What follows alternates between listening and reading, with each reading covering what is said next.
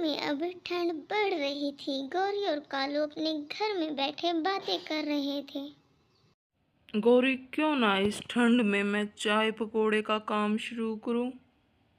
पकोड़े? लेकिन मुझे तो पकोड़े बनाने नहीं आते।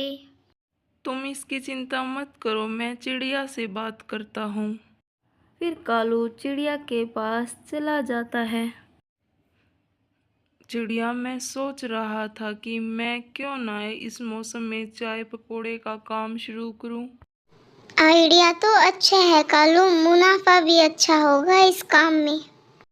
क्यों ना फिर हम इस काम में हिस्सेदारी करें।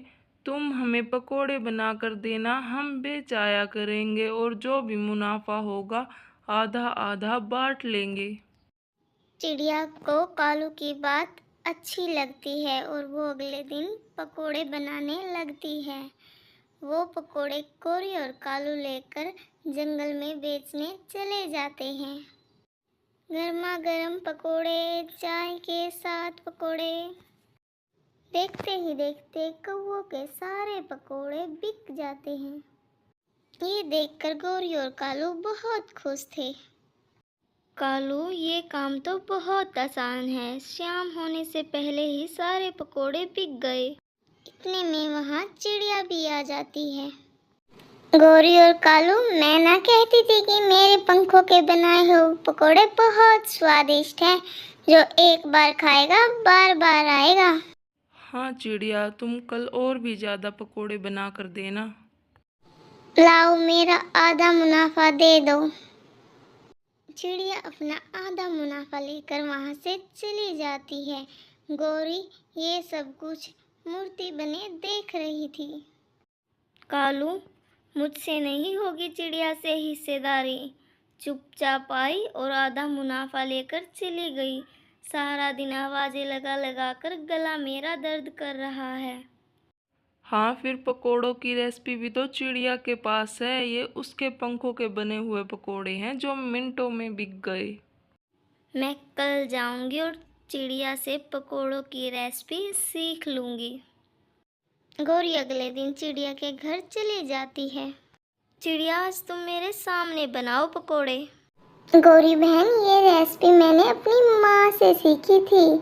पहले बेसन में नमक मिर्ची डालो और सारी सब्जियां मिक्स कर दो और गरम गरम तेल में डाल दो।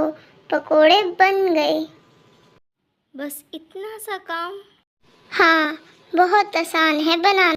कल की तरह आज भी उनके पकोड़े शाम होने से पहले ही खत्म हो जाते हैं।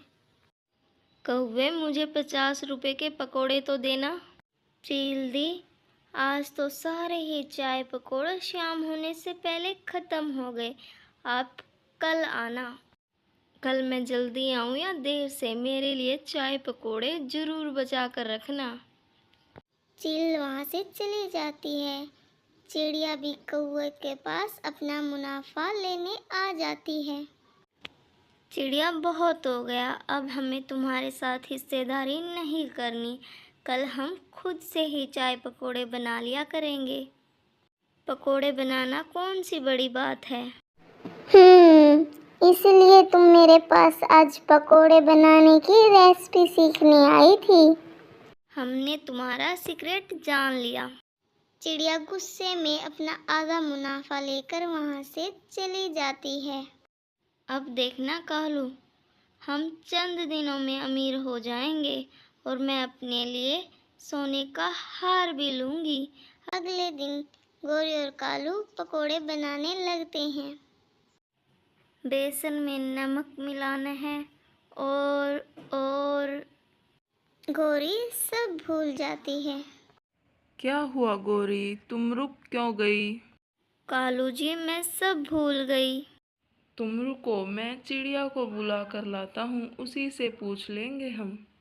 फिर कालू चिड़िया के घर चला जाता है। धोखेबाज कौवे, अब क्या करने आए हो तुम यहाँ? चिड़िया, गौरी सब भूल गई। तुम चिड़िया को दोबारा से बता दो कि पकोड़ों में क्या क्या डालना है। चिड़िया भी आज गुस्से में थी। वो कौवों को सबक सिखाना चाहती थी।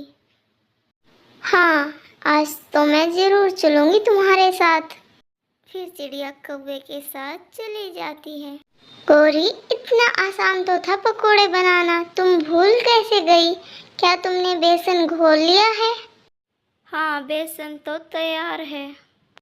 तुम बेसन में 1 डब्बा मिर्च और 1 डब्बा नमक का डालकर थोड़ी सी मिट्टी मिला दो, तो तुम्हारे पकोड़े बहुत स्वादिष्ट बनेंगे। फिर गौरी ऐसा ही करती है और चिड़िया वहाँ से चली जाती है। आज जब गौरी और कालू पकोड़े बेचने जाते हैं तो सबसे पहले गौरी और कालू के पास चील आ जाती है, क्योंकि उसे कल भी चाय पकोड़े नहीं मिले थे। गौरी, क्या आज मुझे चाय पकोड़े मिलेंगे? हाँ चील दी, आज तो मेरे पकोड़े पहले से भी स्वादिष्ट हैं। तुम मुझे 50 रुपए के चाय पकोड़े दे दो। फिर चील चाय पकोड़े खाने लगती है। जैसे ही चील एक पकोड़ा खाती है, वो चिल्लाने लगती है। हाय, मर गई, मैं मर गई, कोई तो मुझे बचाओ। गौरी, ये चील को क्या हुआ? ये गिर कैसे गई? फिर थोड़ी देर बाद चील उठती है और एक डंडा उठाकर गौरी को मारने लगती है। कालू, मुझे बचाओ बचाओ। लेकिन कालू तो वहाँ से कब का भाग गया था।